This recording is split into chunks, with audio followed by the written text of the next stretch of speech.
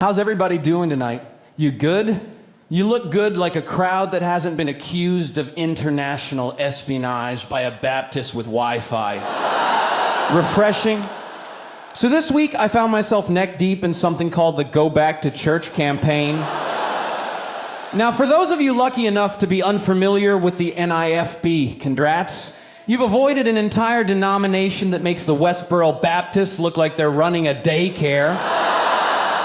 Their leader, Steven Anderson, imagine if a fax machine became sentient and got mad about it, recently reposted a quote from his sidekick, Pastor Jonathan Sandwich Shelley. Why do I call him Pastor Sandwich? Because he once said on camera with full sincerity that a woman's only biblical purpose is to make sandwiches and be quiet. So obviously we're dealing with a theologian of great depth.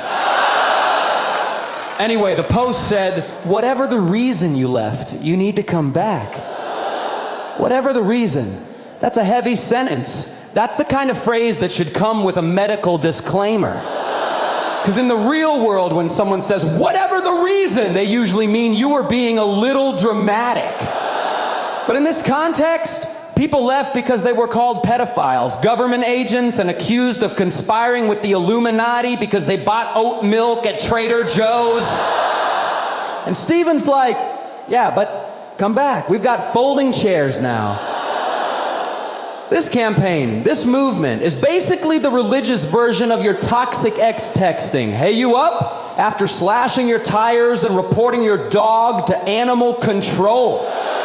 It's the welcome back, reprobate strategy, very warm, very inviting, like a haunted hotel brochure. It's like if a restaurant owner walked up to you and said, hey, remember when I spat in your soup, punched your grandma, and used your credit card to buy crypto? We're doing half-price appetizers. Table for two? No! I don't think I will. And this is what gets me. Steven is out here trying to reel people back in, but he's still actively insulting them.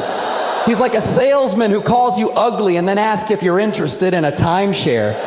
Take Roger Jimenez, former pal, left the NIFB, probably got tired of the Kool-Aid. One day he's just vibing, eating ice cream with his kids, probably enjoying a Disney Plus subscription in peace. Meanwhile, Steven's in his basement at 4 a.m., shirtless, furious, surrounded by pixelated Bible memes like he's fighting a digital holy war with MS Paint. He starts slandering Roger. Why? Because Roger's niece got divorced. And Steven, being the spiritual bloodhound he is, sides with the ex-husband. A guy who allegedly cheated roughly 80 times, snorted more powder than a Dunkin' Donuts kitchen, and injected so many steroids he now technically qualifies as livestock. And Steven's like, that's my biblical hero right there. He treats the Bible like a choose-your-own-adventure book printed by Alex Jones. But it gets better. Steven once threatened his own brother with arson over a theological disagreement. Because, you know, nothing says Christian love like gasoline and an alibi. Then he turns around and says, come back, whatever the reason. Sir, you threatened to burn down your brother's house because he used a different Bible translation. That's not church leadership, that's an episode of Cops, King James edition. Now me, I also left. Not because of one thing, but because of everything. All of it, the vibe, the theology, the general smell of impending lawsuits. And then I hear through the grapevine that Steven's camp is spreading rumors like they're in a middle school bathroom. They said I tried to adopt their adult children. Yes, Isaac, a full-grown bodybuilder. That's not kidnapping, that's CrossFit. What was my plan? Toss them over my shoulder and sprint for the border with a protein shake?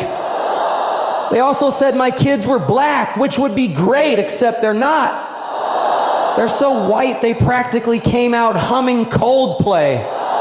But again, facts are optional in Steven's basement.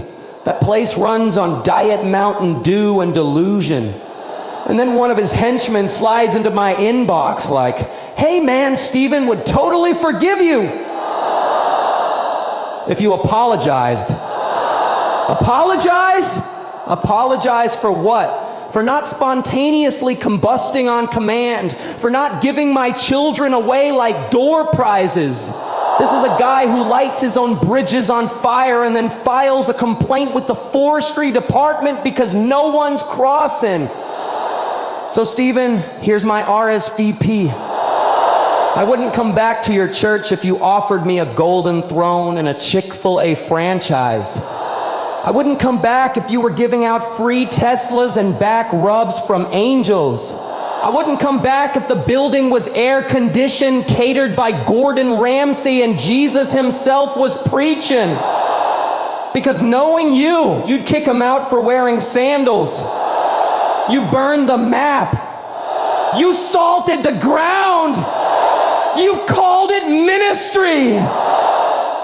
And now you're shouting into the void, why won't anyone come back? It's not persecution. It's not rebellion. It's just you. Thank you, I'm out.